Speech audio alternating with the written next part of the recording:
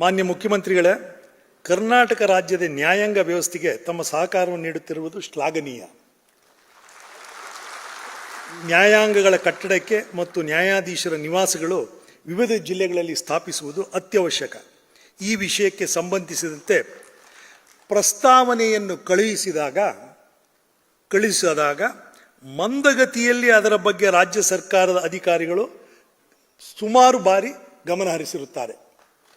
ನಾವು ಈಗಾಗಲೇ ಹೇಳಿರುವಂತೆ ವರ್ಷಂಪ್ರತಿ ವ್ಯಾಜ್ಯಗಳು ದಾಖಲಾಗುತ್ತಿರುವುದು ಹೆಚ್ಚಾಗುತ್ತಿದೆ. ಪ್ರತಿ ವರ್ಷ 23ರಲ್ಲಿ 17 ಲಕ್ಷ ಇದ್ದಿದ್ದು 25ರಲ್ಲಿ 22 ಲಕ್ಷ ಆಗಿದೆ. ಹೊಸ ಕಾನೂನುಗಳು ಮಂಡನೆ ಆಗುತ್ತಿದೆ ಮತ್ತು ಆ ಕಾನೂನು ಅಡಿಯಲ್ಲಿ ನ್ಯಾಯ ವಿತರಣೆ ಮಾಡಬೇಕಾಗುತ್ತದೆ.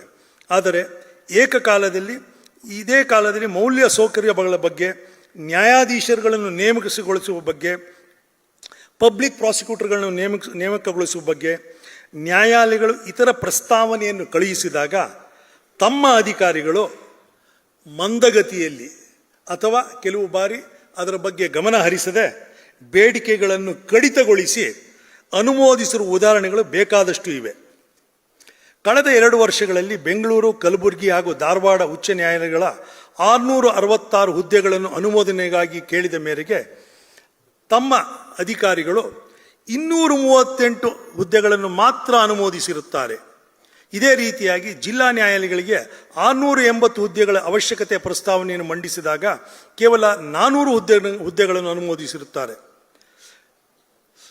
ಕಳೆದ 3 ವರ್ಷಗಳಲ್ಲಿ ಉಚ್ಚ ನ್ಯಾಯಾಲಯ ಮತ್ತು ಜಿಲ್ಲಾ ನ್ಯಾಯಾಲಯಗಳು ವತಿಯಿಂದ ಒಟ್ಟು ರಾಜ್ಯ ಸರ್ಕಾರಕ್ಕೆ ನಾವು ಅಂದರೆ ನ್ಯಾಯಾಂಗದ ವ್ಯವಸ್ಥೆಯ ಮುಖಾಂತರ ವಸೂಲಾತಿಯಾದ court fee, penalty, stamp duty ಬಿಟ್ಟು ಒಟ್ಟು 3 ವರ್ಷದ್ದು 23-24 376 ಕೋಟಿ, 24-25 439 ಕೋಟಿ, 25-26 470 ಕೋಟಿ. ಸಿಬ್ಬಂದಿ ವರ್ಗಕ್ಕೆ ಸಂಬಳ ಅಲ್ಲದೆ ಬೇರೆ ಖರ್ಚಿನ ವೆಚ್ಚ ಸರ್ಕಾರವು ಕೊಟ್ಟಿರುವುದು 1,03 lakh, 40 lakh, 137 lakh, 141 lakh. Chief, what I am highlighting is by way of fine, duty, penalty, what the courts have collected for the last 3 years is 376 crores, 439 crores and 470 crores. By way of other than the salary, non-expenditure, what has been given by the state government is 103 lakhs, 40 lakhs, 137 lakhs, 141 lakhs. That means it is peanuts. So what the proposal we send is, please give the money which we have collected at least to the extent of 75% or 80%.